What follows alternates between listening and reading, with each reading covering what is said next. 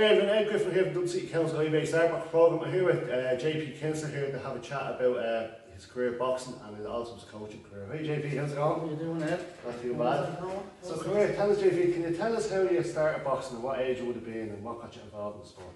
Yeah, I started boxing when I was about 9 years of age. Oh, yeah. I was lucky enough with an older brother who was married to brother in the boxing Ken, and he joined. It was like a kickboxing club down the Bookman's Club in Dunleary. Yeah. And it was mainly there was a lot of lads, all the fellas would go down and train. There was a few bars, and there was no ring out there, but you could go down and train away. Yeah. And I don't think there was that many competitions right now. I don't remember. Now I think they had a couple of shows in a local pubs, the Dare Hunter and Sign Out and in that, but I never got to see any of that. They're all older than me. But so Ken went down there first, and I asked him could I go down, and I was about 9, and he says, yeah, come on, there's a couple of young lads down there. So I went down anyway, and there was a trainer there. There was a couple of them. There was Keith, his name was Toots Nevin. There was Frank Johnson. There was Dave Mitchell, there was a couple of other lads, Ikey Watson, they were all, and Mickey Borg, they were all training down there and doing a bit of coaching as well, and they were, when you go in, they take you on the pads and stuff. So I was down there training away, doing a bit of boxing, a bit of kickboxing, no competitions, very little sparring, just keeping busy. It was like, that's what it was more about a keeping busy club, fit club, and so I really enjoyed it, you know. And then Ken he went on then with his mate Derek Kenny, and he joined Ballybrack Boxing Club. Yeah. But he wouldn't let me go. And I kept saying to him, Ken, can I go? Please. No, you're too young. And I was really intrigued about what we used to go on. And he'd come home from training, you know, and I'd be up in his room and say, what was up there? And he said, you want to see it, JP? He said there was a ring, and you know, there was fellas doing pads, and there was proper, you know, and I couldn't wait then to join. And I kept saying to me, ma, you know, will you ask Ken, can I join? And eventually he says, yeah, look, come on, we'll go up. So myself, my brother Ken, and his mate Derek Kenny, rest in peace, he died now actually, but the three of us went up and absolutely loved it from the very start. There were a couple of trainers there, Budgie Moran, Andrew McCann, Paddy Duff. Andrew McCann actually, he only died there recently as well, actually, rest in peace, Andrew. Very good help to me. Mickey Russell, Paddy Duffy, and the first night, Budgie called me over. I'd done a bit of training and doing a few pads, and he says, have you done a bit before, son? And I said, yeah, done a bit down the Bookman's Club. And he says, all right, there's a few shows coming up, I'll get you involved in the shows. Yeah. And I was delighted, that was a goal there for me, you know, to keep training hard. And anything he asked me, I want to see me train now. He said, oh, I'll be coming home, I'll be delighted, you know. And so the first show, I was boxing, it was probably about 2 months. Right. And there was a show out in St. Michael's held a show in, it was Molly Malone's pub just there at the Fruit Market. And the three of us again were boxing on that show. Myself, my brother Ken and Derek, we were all boxing on that show.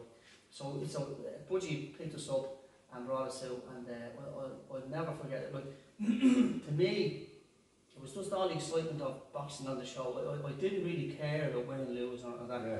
But I remember there was a few coaches up there, and I remember I was still sitting down, and two young lads came in, and one of them ended up being my opponent, and it was really like this, right, you two young lads, up here you go. So I'd stand up and they'd be like this, and looking us up and down, and how does that look? And okay, that's a match, shake hands, and shake hands, and that's how it went. And the show was hilarious in the public.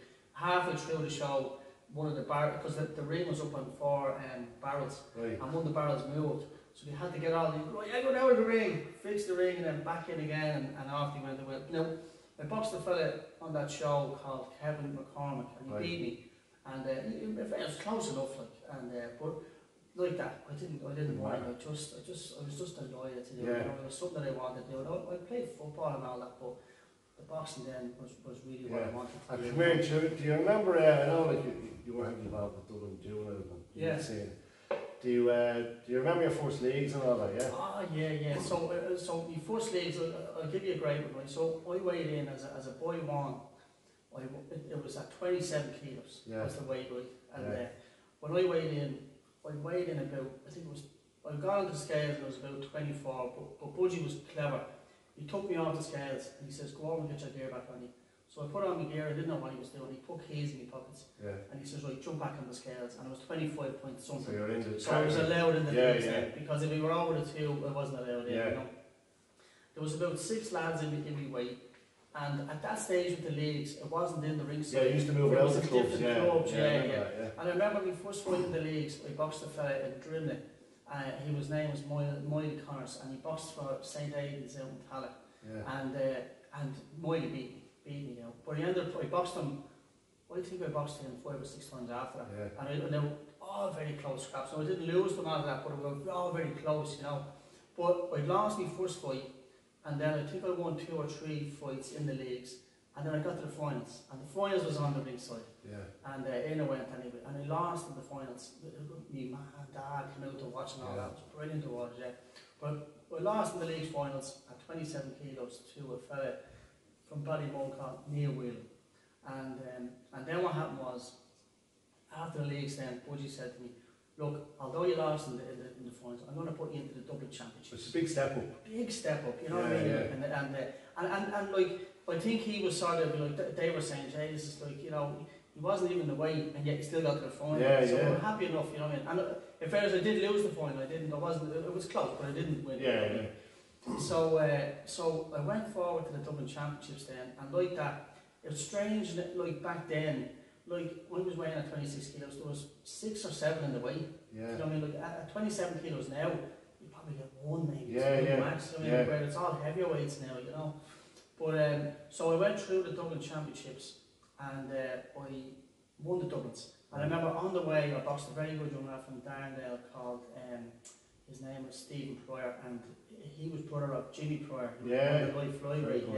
And I knew I would have known of Jimmy Pryor because I would have looked up, I would have known the elites finals and all that, you know what I mean? So I went forward then to the All-Irelands, and jeez, I think back now it was a boy one. But what happened was, the day of the weigh-in for the All-Irelands, the coach, Budgie, couldn't make it to the weigh-in, he was working or something. So one of the other coaches, Billy Daly as his name was, his young lad Billy Joe, used to box in the club. But Billy brought me out to the weigh-in, and he didn't know the situation with the keys in the pockets and all that, right? So I jumped in the scales, and I think it was 24.2 or something, right?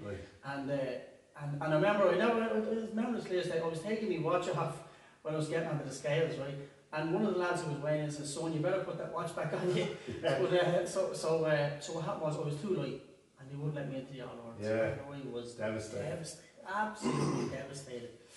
And but the leagues, like the Dublin leagues, I used to, like, to be honest with you, Ed, I was such a fan of boxing then. I just loved going into the leagues. I remember being in the leagues, and you'd have Gavin Brown boxing, you had Bernard Dunn, you had Aid and Terry Carlisle, you had you know, all these. And there's probably lads coming through the leagues now that are going to be gone. But like, I remember when you'd be boxing in the leagues, right? What happened is when one of them lads, or a very good lad would box, the whole place would stop. And they'd be looking, you know, and everyone would be watching that fight, you know what I mean? And even fellas, the change rooms would be empty, everyone would be out saying, oh, such and such is boxing, I'll be out watching. And I was in that group. I wanted to watch the best lads, I wanted to think. And I remember one time, there was a programme on the television called Echo Island. Where you're Darrell O'Brien. That's right, Darrell O'Brien, yes, correct, And he interviewed, Mick Dowling interviewed a couple of boxers on the show. Right? There was Bernard Dunn, there was Aid Carlisle, and there was a couple of others as well. I think one of Brendan O'Connor's son, Cormac, I think his name. And I remember looking at that show and thinking, jeez, I want to be one of them. They're brilliant, you know what I mean? And it showed them training in the club and all that, you know. And then I would play football all up until I was 8. Pretty high standard at football. I wasn't bad at football either. No, it wasn't. You know, it wasn't bad. I was always tiny, though. You know what I mean? When you think of it, like when I was boxing the leagues, the weight was 27 kilos. I was 24 kilos. That's like under 4 stones. You know what I mean? And at that age, like 11 years of age, is very small. You know. But then if you think back, like there was a couple of that weight. You know what I mean? But so I remember watching the Echo Island, I was mad into that, and I just really wanted to be good at it. You know what I mean? Like, yeah. Well, tell us this. We'll say you progressed on a few years and all that.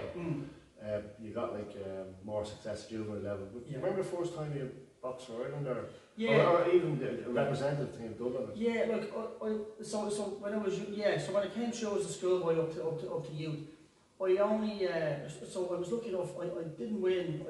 So I won the Dublin Championships as a boy one. As a boy two, I didn't. I got beaten by Gavin Brown. He hammered me. As a boy three, I went in and I was beaten in the final of the All Irelands. So that was my first time getting to the All Irelands, and I was beaten in the All Irelands. And and at that stage, I would say then I would have probably had 20 fights at the stage. I remember I used to fight these two lads on club shows and all, and there were two twins from Cabra, Gavin and Trevor McDonald's, right? I tell you how mad it was. I boxed them about, it must have been 8 times, right? And one was a southpaw and one was an orthodox, right? And what happened was, I wouldn't even know which one I was boxing until I got in the ring. And my coach would say to me, "Do you know what this lad is like?" And I'd say, "Yeah, I know one was an orthodox and one's a southpaw, but I don't know which one." And I'd say, "Don't worry, I'll sort it out when you get in there." And I'd be getting in there and I'd take close and go, "Oh, it's this lad now I'm boxing, this southpaw," you know.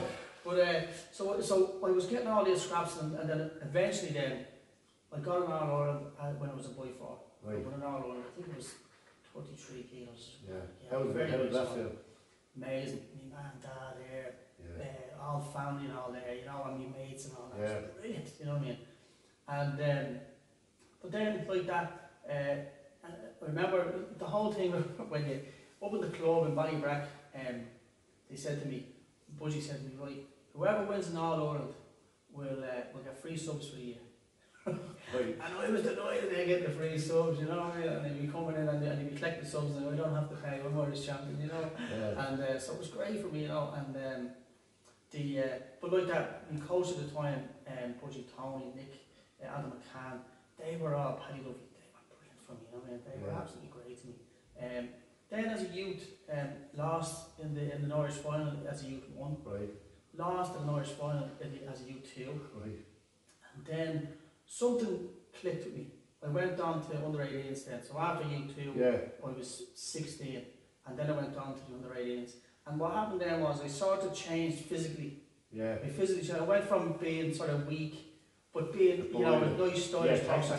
And then I sort of changed my style a bit, and I started to be a bit more aggressive. And I started to, I don't know, just my body changed. I started to get a bit stronger. It's funny, like an awful lot of the boxers that we'd see in clubs and all, like hit 16, it's like gone. It does happen, like, you know, and like there we are with Monkstown, like only there 2 years ago, we had 3 lads who were under 18s Irish champions.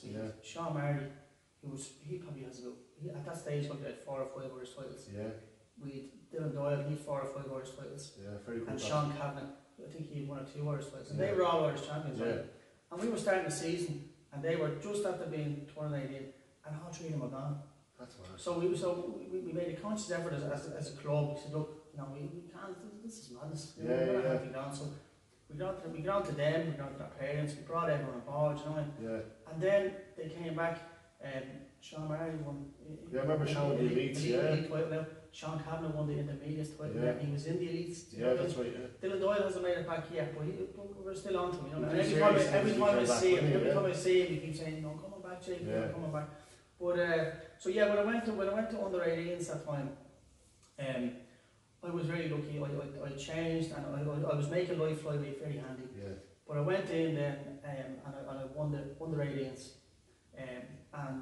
Who would have been your main sort of opponents? So I had a few actually.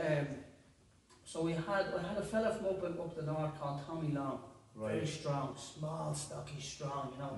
And I remember he was always heavier than me as a juvenile coming up. But when I got to under 18s, the both of us met, and I got a good win over him. I was delighted with that because that was a big win for me, you know. And then after that, what happened was when we won the under 18s, there was a team going over to Croatia, to the Europeans, and the likes of Kenny Egan was on that team.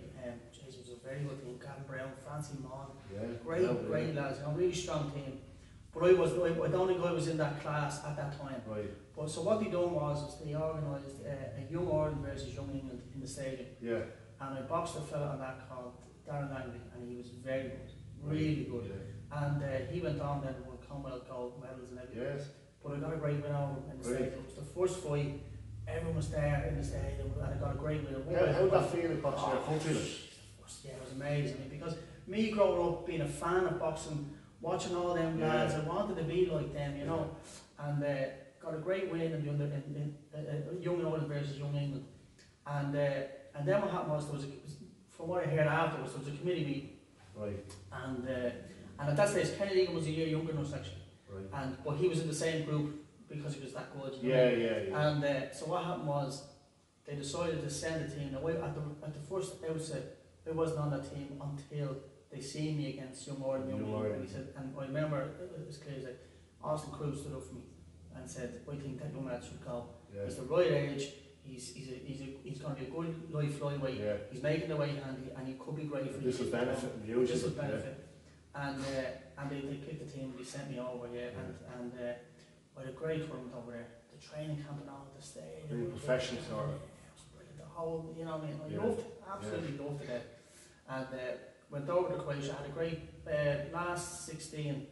I boxed a good German. Beat him. It was very good. And then in the quarterfinals, I was beaten by Romania by 3 points. It was close, very close. And but got the whole professionalism and everything of the training camp beforehand and all that got me, you know. And I was lucky enough that I didn't have that much success younger up till then. I was still great. I found out a lot of the lads have sort of been interviewing and all that. Most, and Andy Lee said it probably the best, and even Kenny Egan said it. Most of the lads that are juveniles that are really, they're just strong lads. Yeah. And it balances out. 100%. You know, 100%. And the thing about it is like, just because you don't win, you know, all Ireland's coming through. Yeah. You know, like, and a great example to us in this club is Kenneth Doyle. Yeah. You know, he was in every leagues, every Dublin championships up until he was 16, and he was beating in finals all the way up. And when he was 16, he won a leagues and he won a Dublin title. Yeah. And then he went on and won 2 Irish titles he won another 22 and he won an intermediate, and now he's in the league. Yeah. And he's in the league. Yeah. So, and there's young Phil Sutcliffe. I always say to the lads as well, young Phil never won any All-Ireland up until in the league. Yeah, that's, you know, yeah. Now I know there is other exceptions. It is. Now there's other exceptions as well where you have, you know, John Joe Joyce and Joe Ward and all that, who won everything all the way up. You know what I mean? But there's both sides, you know what I mean? Yeah, I find the lads that are maybe they're not as physically imposing. Exactly. They work on the technical stuff. Exactly. You know, that'll benefit them to keep at it. You know? But the thing about it is when you get to, like, there's no doubt about it, when you get to under 18s, there is a drop off. Yeah. There definitely is a drop off in lads, and it's for a number of reasons. School and working, apprenticeships, lads out working all, and it's very hard when you're working and coming home and having to go to the gym and all that. You know, it is. We're growing up with the focus just on the club, then there's other stuff going on. It is tough. Like, and I was lucky enough. I was in school, and my family were. There's no problem, you know. Like, there's no way, you know, no pressures or anything. I mean, it was like, and the way they were was, look, we'd love you to box, we'd love you to, you know, it's great things you're doing.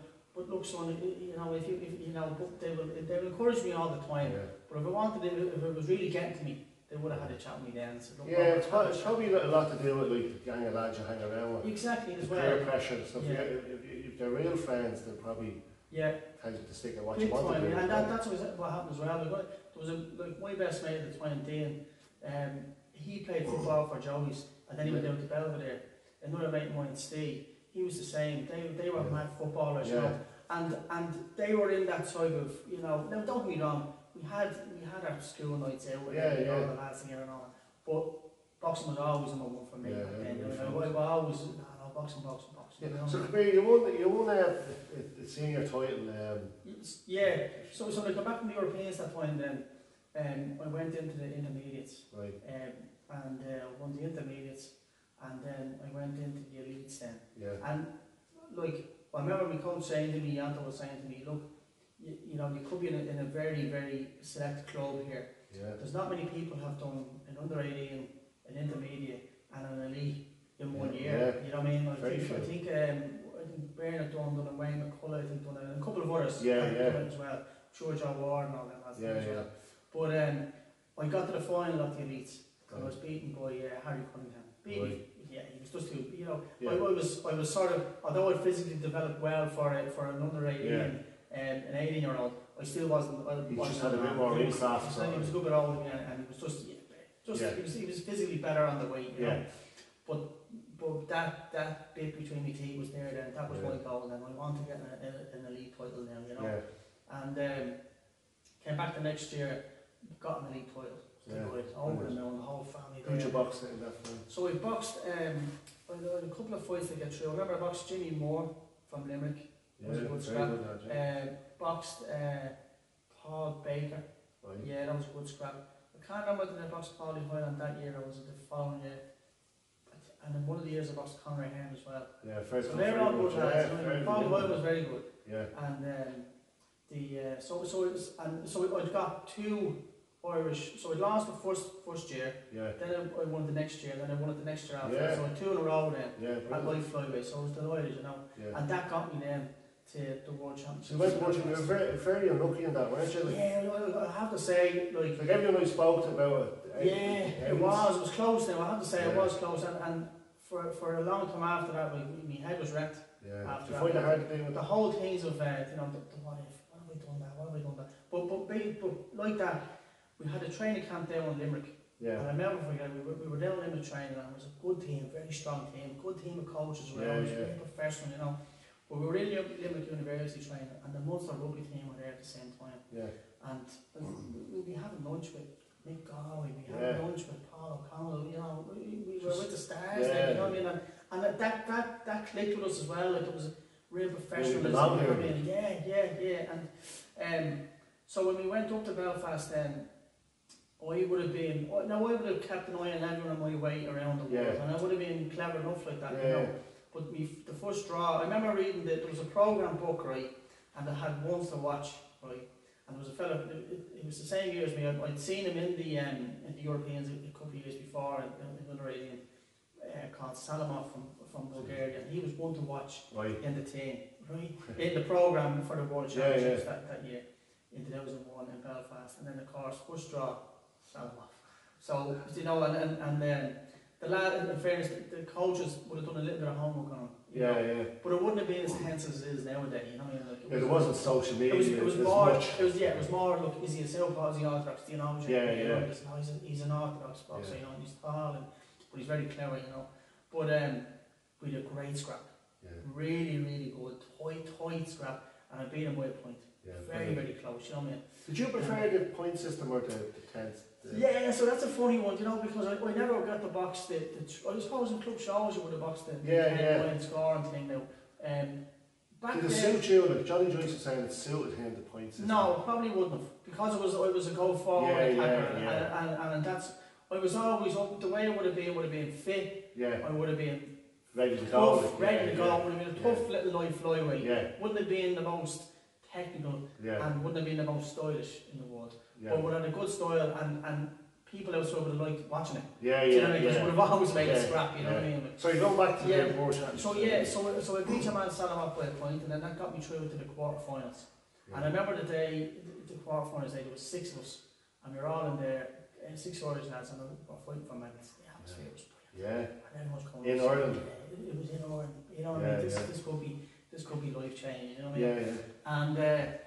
And I was loving it. I was absolutely, this was me, I was loving this, you know, and because I wanted, that's all I wanted to do, you know, and got in there, it was a Romanian fella, was very experienced, good bit older than me, little small, southpaw, very strong, but, so what happened was, we were, so you got the scores after every round, so after the first round, I was 1 point down, no problem, after the second round, 1 point down, after the third round, still 1 point down, 4 rounds scrap. So the lads were saying to me in the corner, Tony, David, Harry Cunningham, Mercedes, Half-Handed Tommy, they were all saying, listen, you know, 1 down, that's all it is, this is your last round, I want you to give absolutely everything. So out I went, I gave everything, right?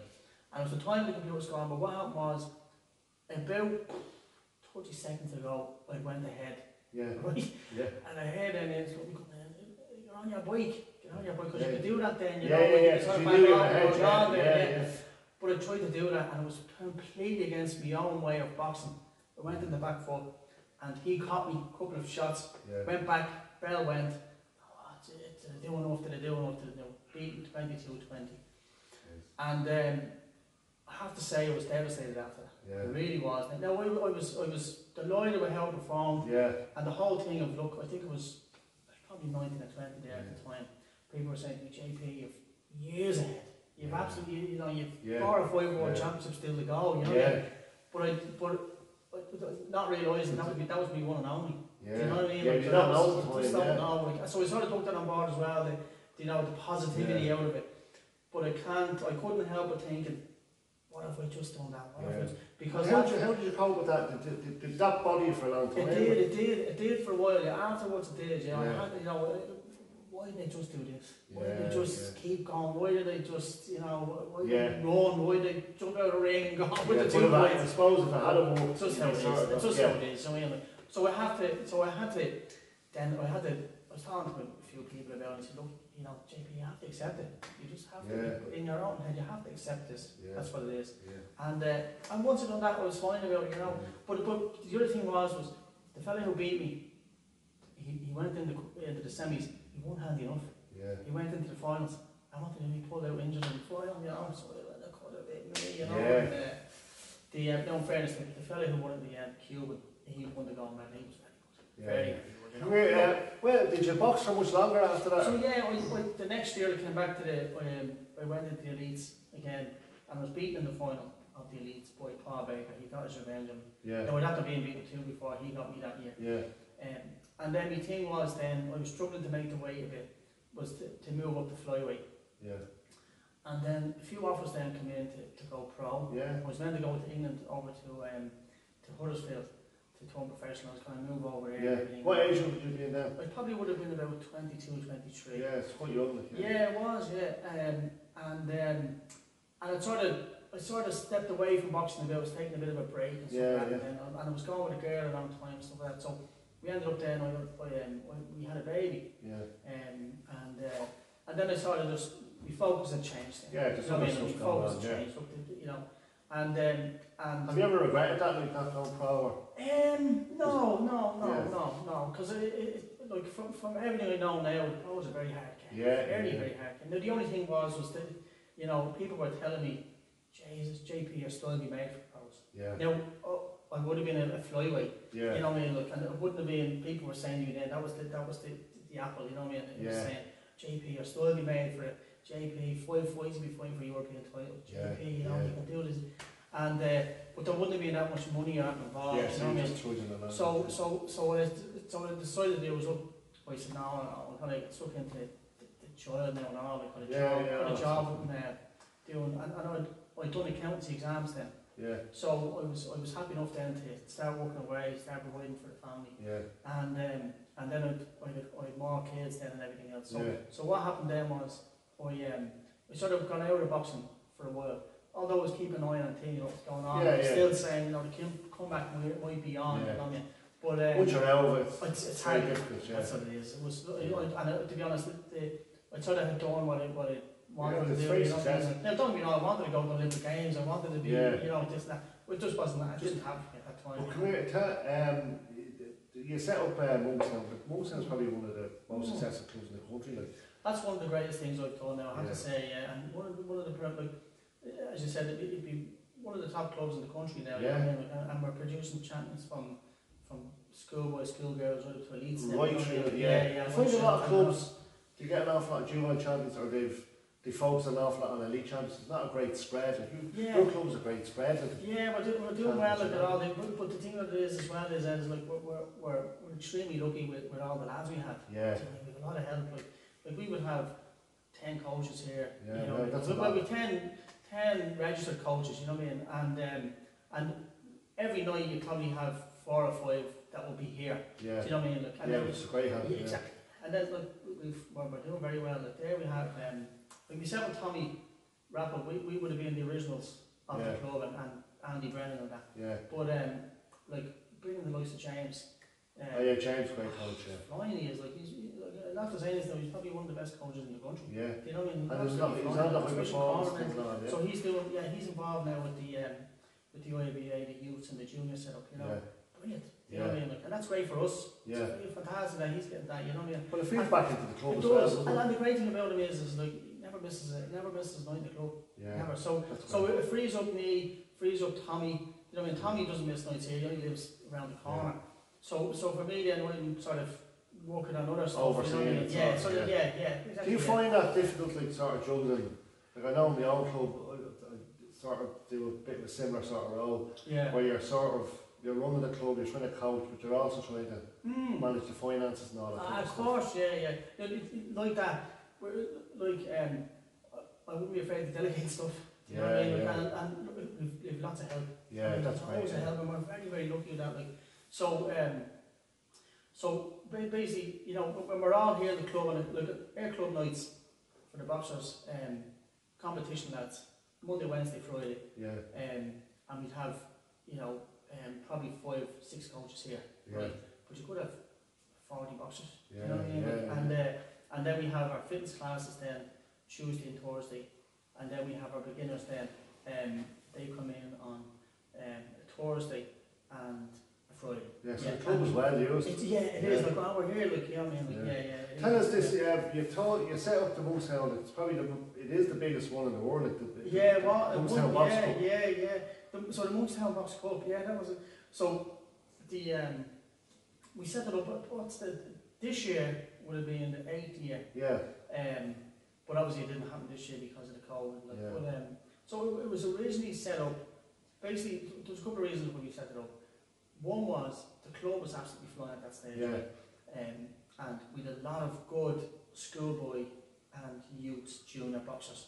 And we wanted to, so we did a couple of things. We wanted to test them against the best around. You know, like we've done the All-Irelands, we've done the Dublin. Let's try them out internationally. And also then it was like a great thing then for Dublin and then for the IABA then to be bringing, because clubs came from all over. We started off like there was the first year there was 75 boxers, Ireland, Scotland and Wales. Club came, one or two came from Sweden, I think France and Germany, and they all came in together.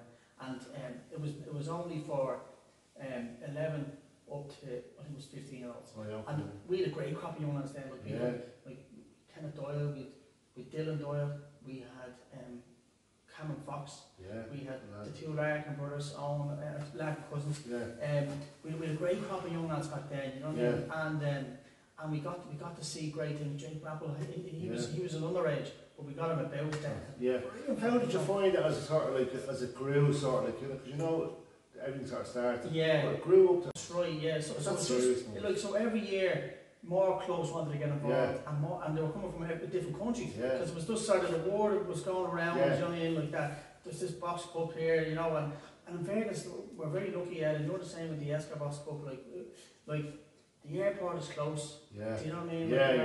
The hotels are a bit expensive, but if you shop around, you could be okay. You know? I find even when we're running the girls' tournament, the Dublin County Board, like compared to like overseas countries, and that, it's so easy to run a tournament here. They're so easy going. Now, I'm not saying there's lacks in it's just. It's easy going. If it's ran right, they're happy to have it. But they're very supportive. Like every box cup we've had, like the chairman of the Dublin County Board there, every morning and night.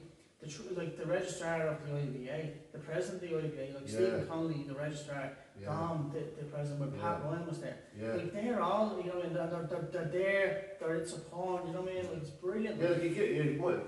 People give out about like an awful lot, but in fairness, like they are very supportive. They are there for